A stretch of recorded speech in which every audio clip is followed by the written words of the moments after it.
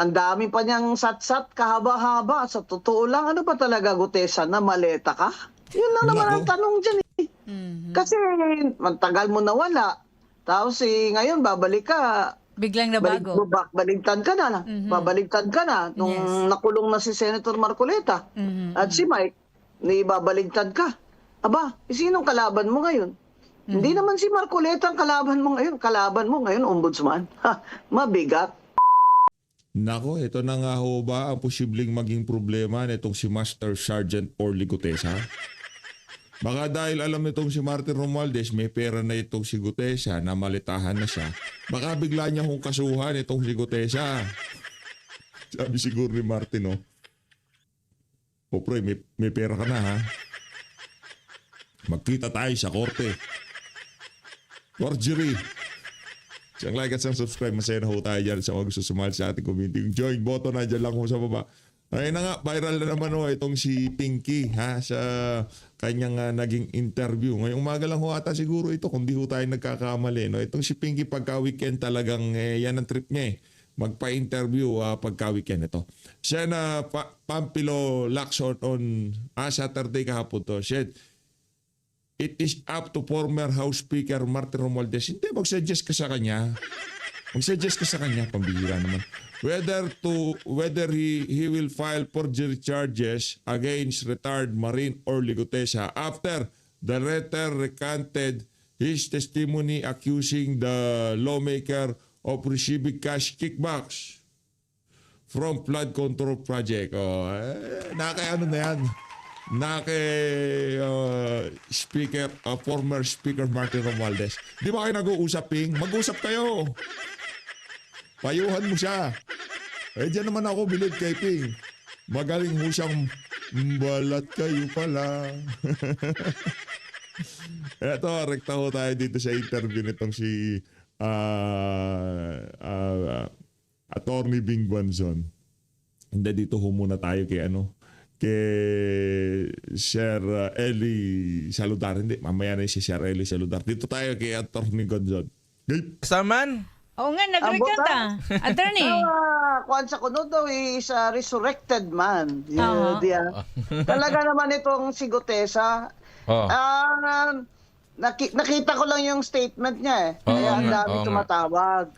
Sabi niya dun sa statement niya na, di ba, bumaligtad na siya? Yes. Na hindi daw totoo yung lahat ng affidavit niya at sinabi niya dun sa Blue Ribbon hearing ni Senator Marcoleta.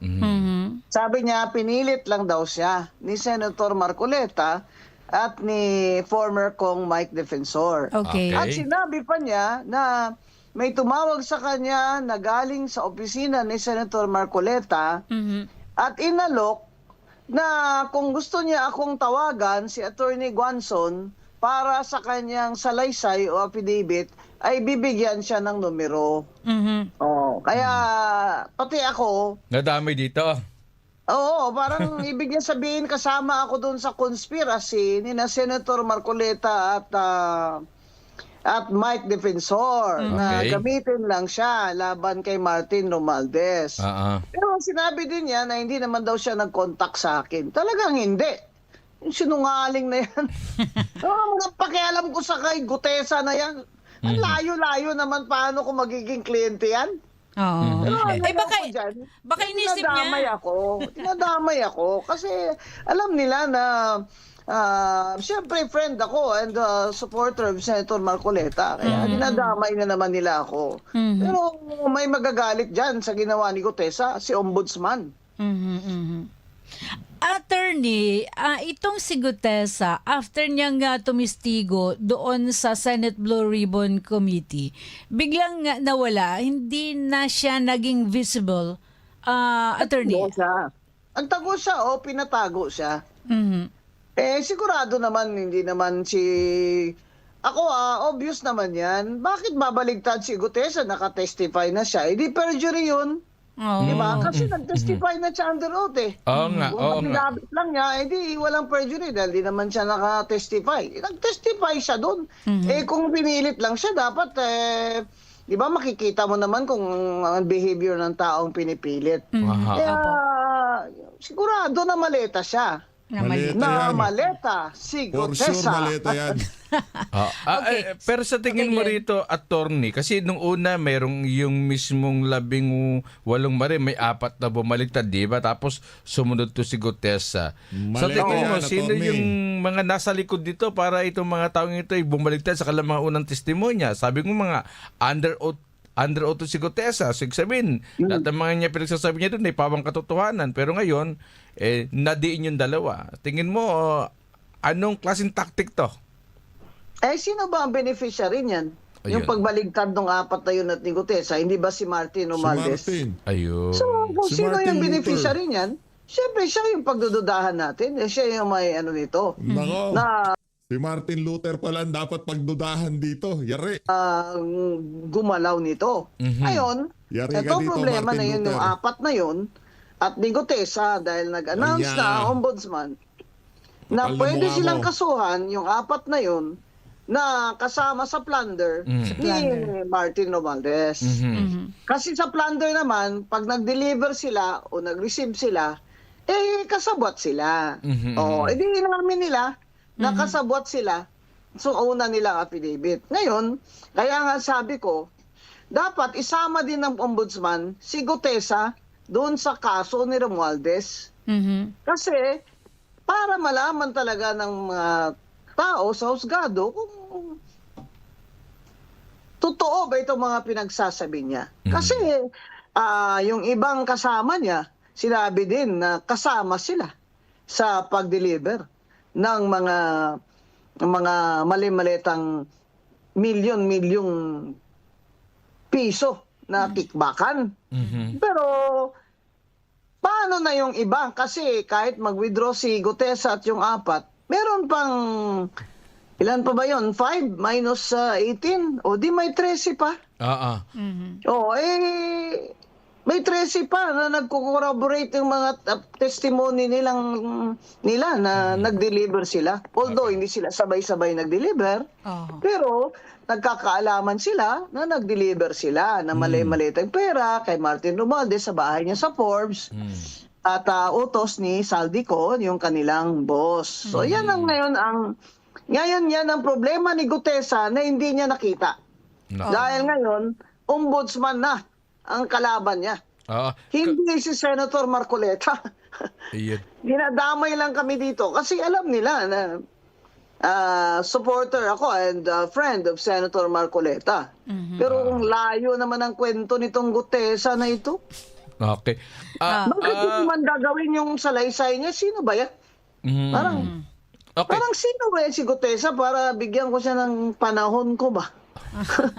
Tsaka mga ganyang klaseng tao, parang layo naman yan sa akin, di ba? Wala akong access dyan. I mean, I don't want to have anything to do with them, di ba? Ang binanggit mo kanina, attorney, yung mga nakinabang dito, yung pagbaligtad ng yung 4 na Marine at pagbaligtad ngayon ni Gutesa, sabi mo, ang makikinabang dito ay si dating Speaker Martin Romualdez. Pero doon mismo sa zona ni Pangulong Bongbong Marcos, binanggit niya di ba, na uusad na yung kaso at hinahanda ang kaso laban sa dating speaker. Baliktaran eh. So, hindi naman niya pinapangalanan. Parang hindi niya masambit yung parang si Darth Vader sa Star Wars. He who cannot be named. Ano ba? May minipit ba mga dila nila na hindi nila masabi ang pangalan niyang pinsan niya? Di matagal na po yung zona na yan. Napakatagal na. Last year pa, sinabi natin makukulong siya. Wala naman siya nakulong. Wala naman. Ngayon, kailangan patunayan na yan ni BBM at na Ombudsman Yan. na itong si Martin Romualdez ay hindi po yan untouchable. Si Martin Luther. Ayan, si Gutesa, nadagdagan pa ngayon. Akala ni Gutesa nakaisa siya. Ngayon, sakit ng ulo niya. At ngayon, sigurado, pag dinamay siya ng ombudsman sa plunder case, kasama siya. Makukulong ni Martin Romualdez. Makukulong yan. Lahat ng bumaliktad na Marines, next administration, kulong ho yung mga yan. Malamang sa malamang, kulong yung mga yan. May ang kaso na yan Yan sinasabi ng ombudsman Hinog na yung kaso na yan ni Romualdez, pinag-aaralan mabuti. Kasi siyempre si Romualdez, maraming abogado, maraming pera, di ba? Kaya matitinik din yung mga depensa niya. Pero sa presinto ka na magpaliwanag, kumbaga, di ba? Kinulong nyo nga si Senator Marcoleta na walang perang ni isang kusing galing sa gobyerno, ginawa niyong plunder yan pa si Martin. Oo, doon siya dapat sa kulungan, sa pinakamainit doon na selda. Para pumayat siya. Grabe, wala nang parang wala nang matrust ang mga tao ngayon. Sino ba ang masasandalan natin na totoo? 'Di ba? Kaya dapat patunayan ng ombudsman sa atin para pakulong na yan si Martin Romualdez, sama na si Gutesa at saka yung 4. Parang nagugulumihanan, ano? Dati-rati naninindigan, and then bigla na lang, eto ngayon, sumabog na naman ang ganitong mga balita na pag-uusapan naman. Mapipinpoint ba natin talaga, attorney, kung sino ang yung tinatawag na mastermind sa nangyayaring itong katiwalian sa bansa? Kung ganito yung mga nangyayaring usapan. Ayaw siyempre ni BBM. Naisipin natin ng mga Pilipino at ng mga pinag-uutangan niya na siya ang mastermind ng flood control funds corruption. Di ba? Na naging sikat siya sa buong mundo. Ayaw niya siyempre. Kaya gusto rin niya na makulong si Martin. Di ba? Kasi hindi naman yan kakasuhan ng ombudsman eh. Kung hindi siya, kung makikialam siya eh. So at the least, hindi siya nakikialam, ombudsman. And, to his credit, Ombudsman Remulla, pag tinuloy niya ito, believe na ako sa kanya. Kumbaga, ayaw ni BBM na ituro siya as mastermind. Kaso, itong si Martin Romualdez ngayon, sinabi niya rin, di ba, sa video niya, na I will not go alone. I will take you with me. Marami akong alam sa Magtuturo administrasyon din siya. nito. Oo. Magtuturo din siya. Kung ikukulong na rin lang din siya, di magturo na rin siya. Hindi ba? Parang gusto natin malaman ang katotohanan. Di sige, pero kulong muna siya. Unfair naman yon. Si Senator Marcoleta at si Mike Defensor at mga kasama, kinulong nyo sa campaign funds, campaign donation. Ano yung plunder? Tapos ito, maleta, may testigo na. Hindi pa nakukulong. Yun nga ang ng mga tao na hindi na injustice na ito kay Senator Marcoleta at kay Mike Defensor, itong ginagawa ng ombudsman. Matutuwid niya lang ito kung si Martin din ay pakukulong niya at makapiyansa si Senator Marcoleta at si Mike Defensor. Possible ba na makapaglagak ng bail ang dating senador, attorney? Opo, pero siyempre it will take time, no? Ako saludo ako kay si Senator Marcoleta. Ayaw niya talagang magpa-hospital arrest kagaya ni Bunuan. Titiisin talaga ang init doon ha. Pumunta ako natin Laila, ang init. Ang init talaga doon sa selda, grabe. Kasi yung fifth floor, bubong na yun eh. Pinakataas na yun. Gusto ko nga ikulong na lang si Martin doon sa bubong na. Doon na siya talaga. Palakpakan natin kung siya attorney Donji. Siya talaga ang pinakataas-taasang nasa sakdal, di ba? Lagyan siya ng doon parang rooftop, ba tawag doon? Roof deck. Roof deck. Yan. Atik na lang daw. Atik na para lang daw. medyo social. Atik. Atik. So, ayaw talaga ni Senator Marcoleta. Ayaw na matanda talaga. Sabi niya, hindi ako mag-hospital arrest. Diyan ka mahiya, Secretary Bunuan, kaya magturo ka na. Okay. Dito sa At least may naman pasalamatan sa iyo yung mga apo mo. Di ba? Yan ang advice ko po. And solicited advice sa Secretary Bunuan. Okay. Yeah. Okay. Ako muna. Sige, Lang. Dito sa pinirmahan na affidavit na bago nitong si Gutesa, attorney, ang haba Ang haba nung kanyang pinirmahan at bagong affidavit. Ano ang maaring nabanggit niya? Pwede siyang kasuhan. Ibig sabihin ba, bababaliwala na yung una niyang affidavit? Dito Ayun sa ang bago? gusto niya. Oo. Gusto niya, ganun. Pero kung ayaw ng ombudsman, dahil isa sinasama, kasi ganito ang problema ni Gutesa. Yung salaysay niya, ang dati niya affidavit sa Blue Ribbon ni Senator Marcoleta, ay na-touch yun ni Ombudsman Rimulya, sinama yun sa mga ebidensya kontra kay Martin Romualdez. Ngayon, bumaligtad siya. Di ba? Kumbaga, he has undermined the authority of the ombudsman. Hindi naman papayag si Ombudsman Boying yan. Di ba? Kaya, kung ganyan siya, idadamay siya. Kagaya ng 4. Sinabi na ni Boying Rimulya na pwede ka namin silang kasuwat kasama kay Martin Romualdez. Conspiracy. Di isama din si Gutesa. Kaya, ang dami pa niyang sat-sat, kahaba-haba. Sa totoo lang, ano ba talaga, Gutesa, na maleta ka? Yun lang naman ang tanong dyan. Kasi matagal mo nawala. Tapos ngayon babalik ka. Biglang nabago. Baligtad ka na. Babaligtad ka na. Nung nakulong na si Senator Marcoleta at si Mike, babaligtad ka. Aba, sinong kalaban mo ngayon? Hindi naman si Marcoleta ang kalaban mo ngayon. Kalaban mo ngayon, ombudsman. Mabigat. Yan ang problema ni Gutesa. Kasi kahit na may pangalawang salaysay siya, may cross-examine yan siya doon ng ombudsman. Kasi di ba magtitistigo yan siya kay Martin na hindi totoo yan, hindi ako nagdala, pinilit lang ako, di ba? Siyempre cross-examine siya ng ombudsman. Ano ito? Ano pala ito? Sinungaling ka pala. At ba't ka napapaniwalaan ng husgado? Sabi mo noon ganito. Tapos ngayon, nakulong na si Senator Marcoleta at saka kalalabas na pinilit ka lang niya. Ano to? Parang lokohan lang ang ginagawa nila? Oo, yun ang Diba? mangyayari dyan. Iko-cross-examine siya ngayon ng ombudsman. Okay. Dito sa pag-recant dito ni dito ni Gutesa. So, ano to? Yung kanyang pag-recant dito, siyempre, ilang mga sinabi niya nung una, ano yung magiging kainat na nito kung ibang mga tumitistigo ay nagre-recant, attorney?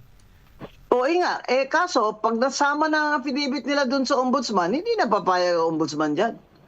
Sinabi na ng ombudsman, pwede namin silang isama sa plunder. Kasama sila kay Martin Romualdez sa kaso. Walang laban o bawi dito, di ba? Lumabang ka, tapos Wala. babawi ka. Touch move. Kung sa Touch bata pa move. laro. Touch move. Sa chest, touch move to. Touch move ba? Kung ano sinabi kalaban mo, yun dyan, na. ombudsman. Sabihin nila, pag nag-recant ka naman, wala ka naman, di ka naman makukulong, ipapailan ka pa ng perjury. Ay, hindi po. Hindi lang po perjury papile sa inyo, Gutesa. Plunder po. Kasi sa plunder, kasama po sa conspiracy yung nag-deliver ng pera. Nako. At saka yung nag-receive ng pera. O kaya kung para kanino yung pera. Yes, Yan. opo. Conspiracy to Oo. commit plunder. So, ibig sabihin, attorney, hindi lang si Gutesa, maging yung 4 na nag-recant din, maaaring makasuhan kung gagawin ito, no? Itong sasampa ng kaso laban sa kanila. Pwede Opo, Opo, Pwede. in fact, the ombudsman has already said that. We can, sabi niya. We can. Kaya namin, we can. Pwede namin isama sila sa kaso ng plunder ni Martin Romualdez. Ayan, sige. Sige, may maleta nga kayo, pero himas rehas naman kayo. So dito, attorney, para sa iyo, dito sa pananaw mong ito, kaya nag-recant, kaya bumaligtad si Gutesa, hindi dahil Para kay Romualdez. hindi dahil sa pressure ng gobyerno sa buhay niya, hindi dahil sa nagsasabi siya ng totoo. So, bumaligtad siya dahil binayaran siya ng kampo To ng Martin benefit Romualdez. Yun. Sino ba naman beneficiary di si Romualdez? Pero yun ako, yan ang suspecho ko. That is my opinion. Pwede ba naman si Gutesa? Pwede ba naman yan na wala na lang bigla tapos babalik ngayon? Pwede ba naman yan na it's just he's being bothered by his conscience? Baka naman milyon-milyon yung conscience niya ay mabigat na. Hindi nakakayanin. Ayun, okay. So, dito, sa tingin mo dito sa pangyayaring ito, sabi mo nga, kung masusubukan dito si Ombudsman Boying Rimulya, kung ano ang paninindigan niya dito sa kaso ni Martin Romualdez? Opo, ibig sabihin, ano pala tingin niyo sa ombudsman? Kawayan? O mabali-bali nyo lang? O ibig sabihin, magkasabwat ba si Ombudsman Rimulya at si Martin?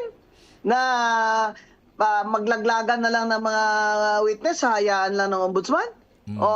Ibig sabihin yan nila, kung gagawin nila yan, magkasabot pala. Talaga, mag-Brad na ombudsman, Remulla at si Martin Romualdez. Pero sa tingin ko, totohanan siya ni Ombudsman Boying.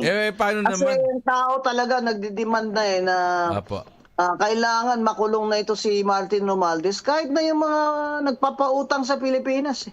Diba? May tingin sila sa atin, kung sige kayo corruption dyan, ba't naman kami papautang sa inyo? Baka wala na kayong pambayad. Tama, oo. Paano to, attorney, itong mga pag-recut dito ni Gutesa? Baka bigla namang maglilito na naman ng isang video si Saldi ko na patutunan niya. Hindi! Inutusan ko yan si Gutesa na mag-deliver kay Martin Romualdez. O di yari siya. Baka bigla maglabas ng video ulit. Alam mo naman, nananay si Saldi ko eh. Palagay ko na wala ng power si Martin pag nakulong na siya. Different administration na magpalit na ng administration, pwede nang bumalik si Zaldi. At sabihin niya, ako magte-testify pero state witness. Oo. Aha, Kasi aha. Dapat kulong lang ako habang ang Sandigan Bayan ay mag-decide kung pwede ako mag-state witness. Pero ituturo ko yan si Martin. Tuturo ko yan. Yan. Hindi Yan ang kaya... gusto ni Bunuan, mag-state witness. Sabi ng Sandigan Bayan, hindi.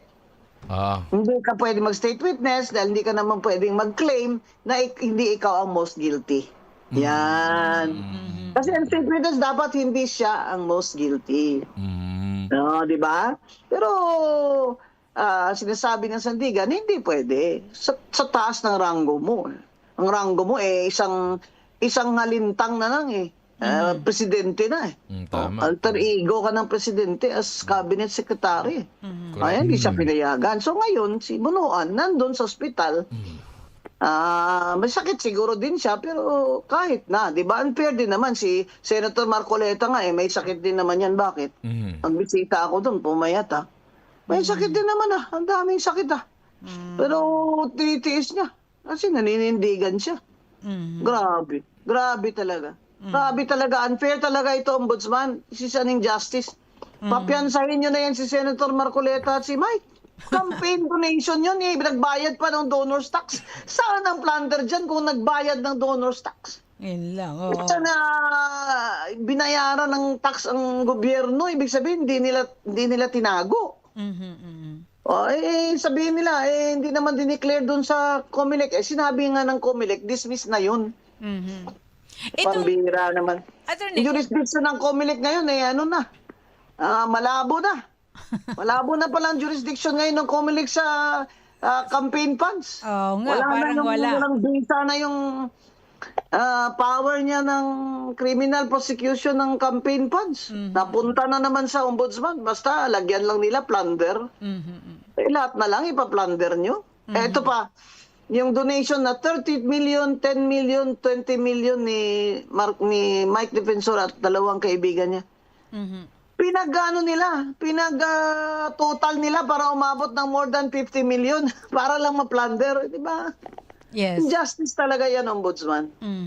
Talagang habulin nyo ito si Gutesa, habulin nyo kasi hindi naman pwede yan na ganyan lang, pinaglalaroan niya yung justice system. Paano yan kung magkasundo naman yung magkabilang panig, Ombudsman and the other party attorney? Si Martin. Paano yan? Masyado ng lubog dito sa baha si Ombudsman. Hindi na pwedeng kakainin niya suka niya dito. Sinabi niya na yung beses Opo.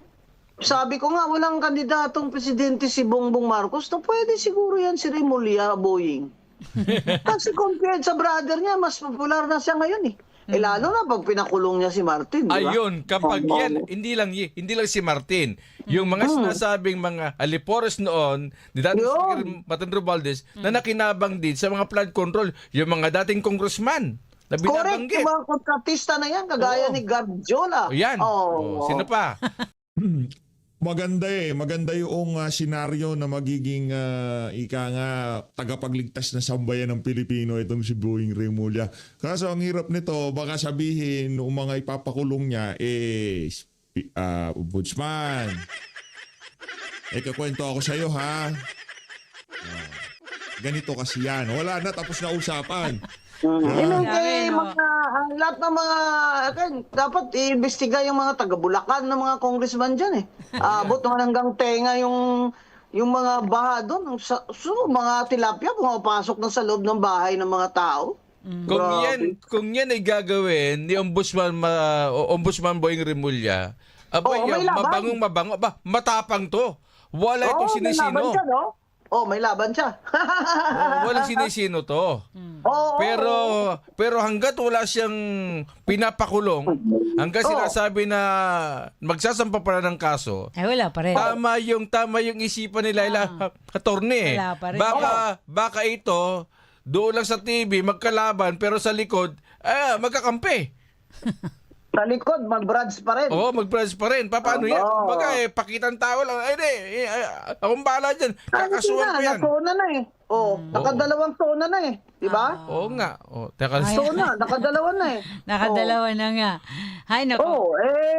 Anong gagawin nila?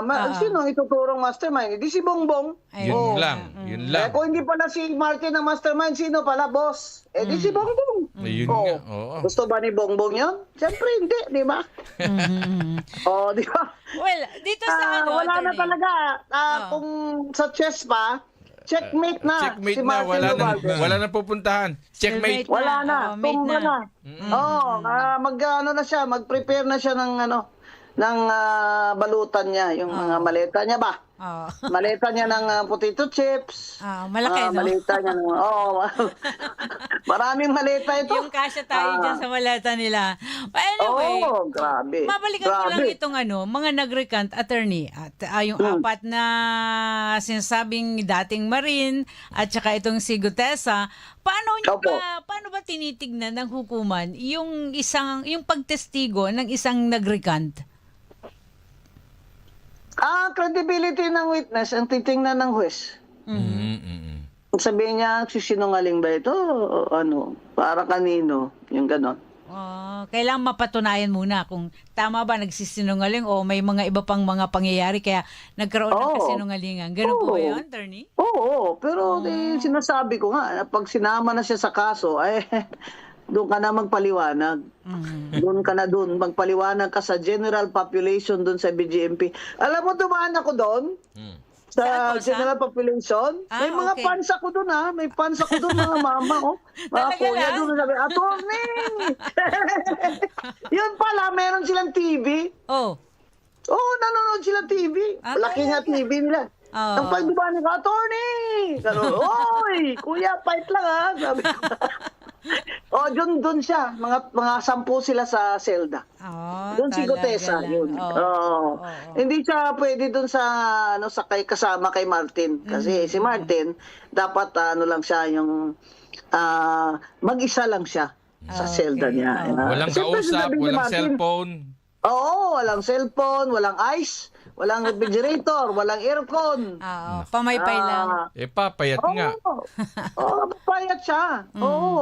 Pambira naman. Ilang years naman siyang tumaba it's time, di ba? So, It's attorney, time that the people will see justice.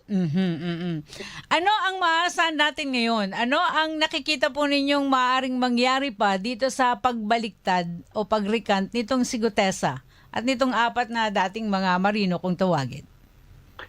Dahil narinig na nila ang ombudsman na pwede silang kasuhan. Palagi ko si Gutesa mag-underground na naman ito. Total, nakuha na naman niya maleta Palagay ko, mawawala na naman ito na parang bula. Nako, Pagkatapos pagbalik niya, binigyan ako ng pera Pero yun ay tinanggap ko bilang ebidensya na sinusuhulan talaga ako para bumaliktad. Yun. Na naman. 3 times na siya ngayon. 3 strike. Dahil sabihin na talaga, masyado ka ng sinungaling kulong ka na. Kulong ka na. Doon ka na magpaliwanag sa Sandigan Bayan. Yan dapat Ombudsman Rimulya para po naman po yung hustisya kami Panindigan nyo naman po yung mga sinasabi nyo. Pakulong nyo na si Martin. Magbi-birthday na po ako next week. Kala pa rin si Martin, di pa rin nakukulong. May birthday ka ba? Tama. Tapos Boyeng. Dapat next week dito ka ng Miyerkules. May dito sa Usapang Matino. Opo. Ayun. Pagpapansin Ayun. po tayo dyan. Ayun, ngayon Oo. pa lang. Ngayon pa lang. Maraming salamat po. Thank you so much, Attorney. Lipat na ho tayo dito kay Sir Eli Solidar. Game. Na sumakay umepal dito ho sa issue ho ng pagbaliktad o yung recantation ng dating testigo na si Sergeant Orly Gutesa. At ngayon ay agad na nagsasabi kasi nung mga nakarang araw ay binanggit niya na hindi na raw po siya nasupresa. At ngayon ay may binabanggit din ho ito na dapat daw po ay magkaroon ng mas mabigat na parusa para po sa mga taong nagmamanipula sa mga testigo para magsinungaling. So pinalilitaw ho nitong si Lacson na talagang tinuruan ho na magsinungaling itong si Orly Gutesa at idiin ito pong si dating House Speaker Martin Romualdez.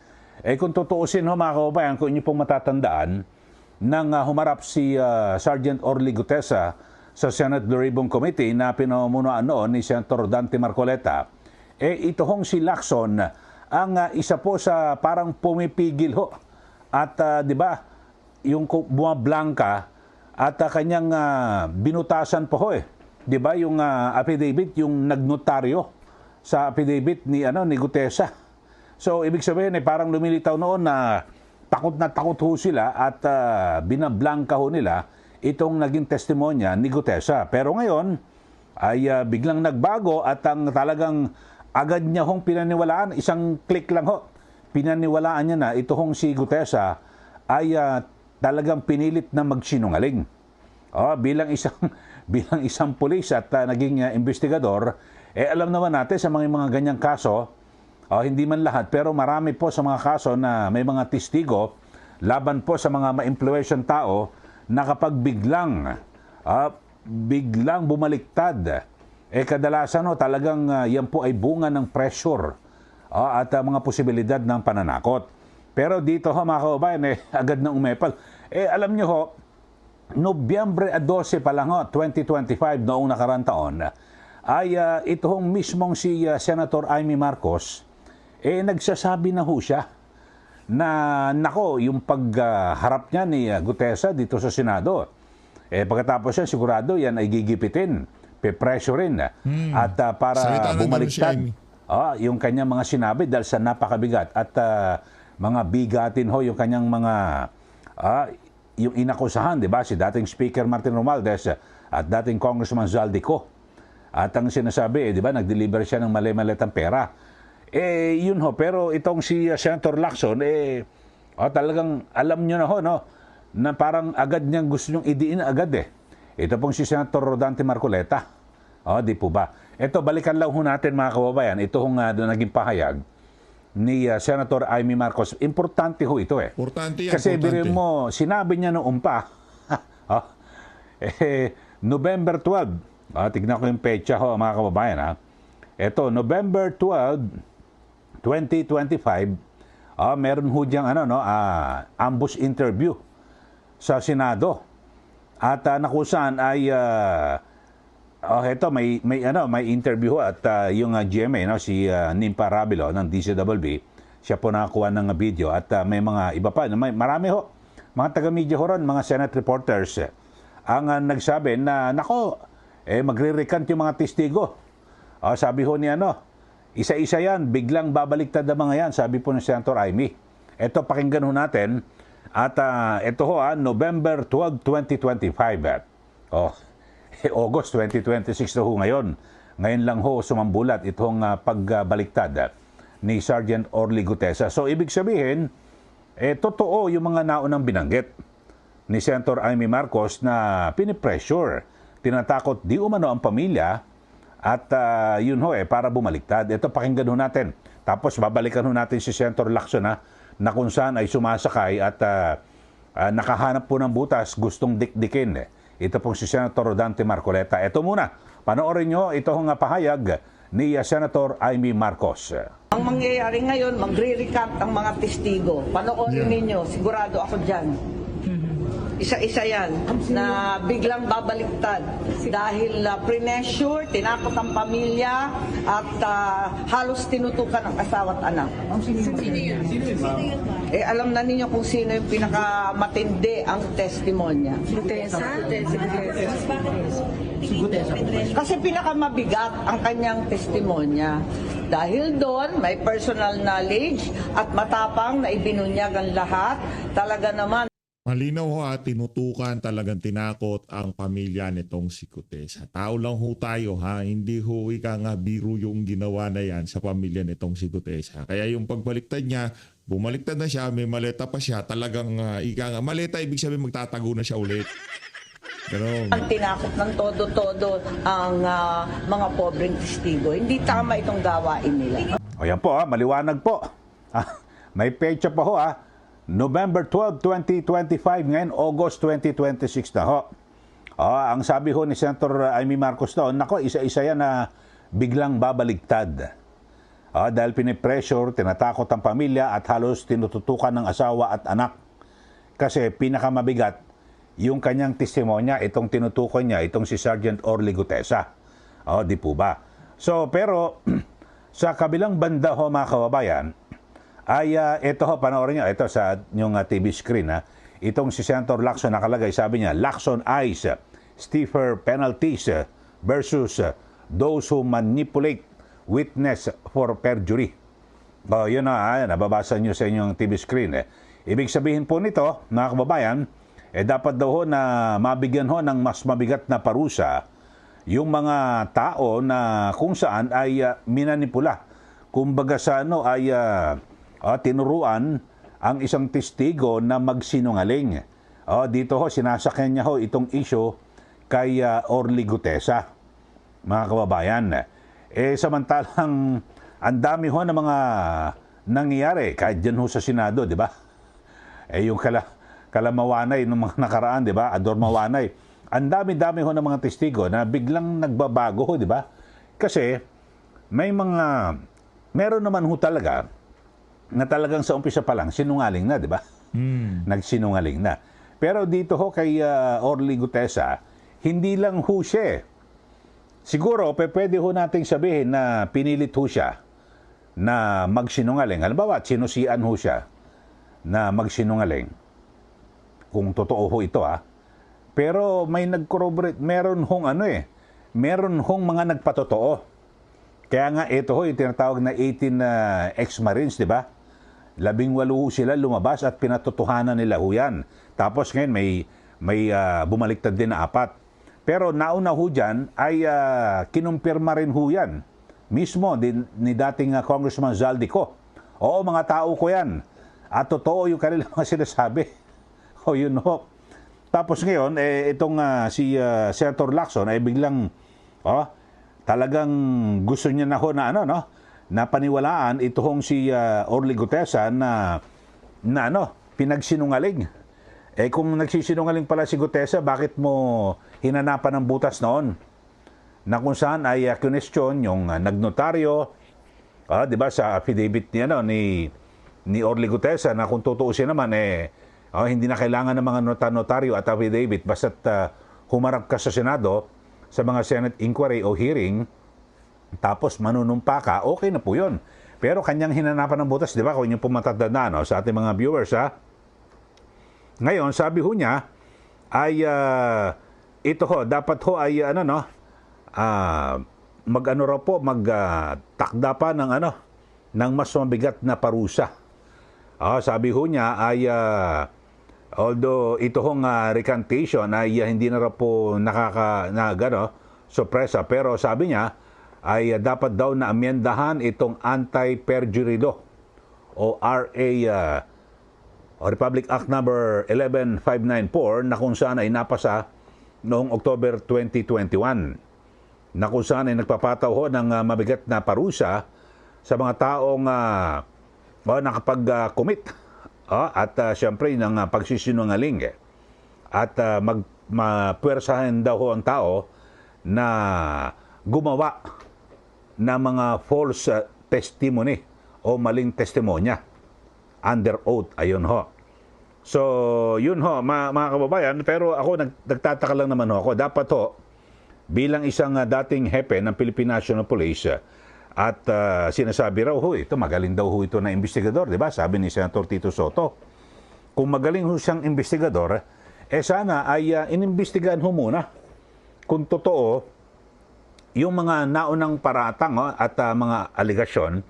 November pa lang ho, November 12, 2025, may binabanggit na ho itong si Senator Amy Marcos at maging ito hong si dating Congressman Mike Defensor, kung niyo pong matatandaan, binanggit niya na rin ho yan na talagang meron pong nanggigipit dito kay Gutesa at alam niyo ho, babalikan lang ho natin.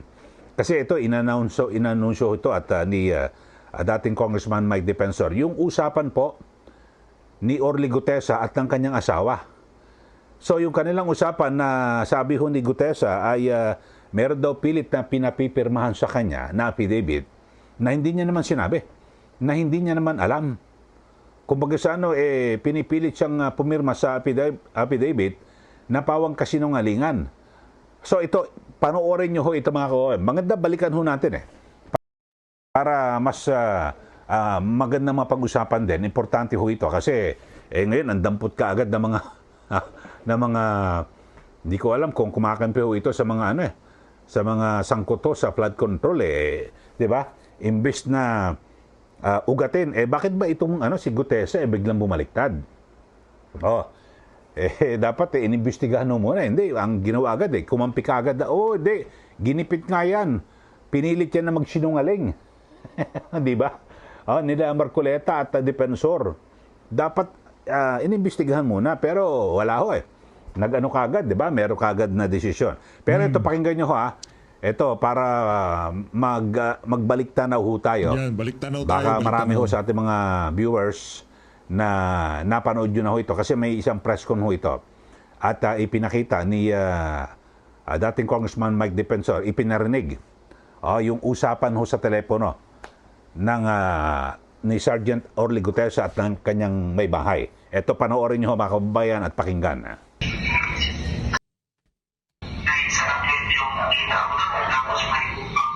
Yun po, napakinggan nyo mga kababayan. So, maliwanag ho, noon ho yan ay talagang nagtago ho itong si Gutesa At yun ho, biglang hindi na po sumipot, di ba, sa mga pagdinig sa Senado. Tapos ay sinabi ni Defensor na yun nga ho, may mga panggigipit, biglang, di ba, nawala to. Tapos, nag-usap yung kanyang asawa, si Sergeant Orly Gutesa at itong yung kanyang asawa. At bago magsimula yung pag-uusap, kasi hindi mo pwedeng sabihin gawa-gawa lang ho ito na sinabi ng asawa, ulitin mo ra yung napag-usapan natin, ito naka-record ito. Usapan natin ngayon. So, sinabi na hindi pwedeng winirtap Maliwanag, sabi ng asawa niya kay Sergeant Gutesa, tumawag si kuya Siguro ang binabanggit niya kung sino man, si Mike Defensor, kung sino man ng kuya, sinasabi niya, ulitin mo ra yung sinabi mo. Ito, naka-record ito. So, alam ni Orly Gutesa na naka-record. So, binanggit niya ho. Yung mga ginagawa sa kanya. Alam niyo ho, mga kababayan, kung talagang gusto ho na magkaroon po rito ng tunay na katarungan, ugatin ho, totoo ba na talagang itong si Gutesa ay bumaliktad dahil sa, wala ho, voluntaryo raw. Wala raw hong pumilit sa kanya. Yung mga napapaulat noon na pinipressure siya, tinatakot siya, pati yung kanyang pamilya. At yung usapan ngayon, sila, yung mag-asawa. Ano ho yun? Di po ba? So, maliwanag na maliwanag ho rito. At yun nga ho, nakapagtataka rin ho na pagka nilabas ho ng pahayag na bumaliktad na ito pong si Sergeant Orly Gutesa, isang saglit lang ho, agad na nagsumiti po ng supplemental affidavit Ito ho nga kampo ni dating Speaker Romualdez. At yun ho, tangan-tangan ho, nakasama na ho yung affidavit of recantation, yung pagbaliktad ni Gutesa. So ibig sabihin, Kaya nga, talagang- magpapahina po yun sa kaso laban po kay Romualdez. Kayo ho, ano masasabi niyo ho rito? No? Kasi Comment ako kayo at mag-subscribe ho kayo dito kay Sir Eddie Solidar at dito siyempre sa PH Update. So Luis, maraming salamat po sa pagsuporta. Mag-ingat ho kayo lahat.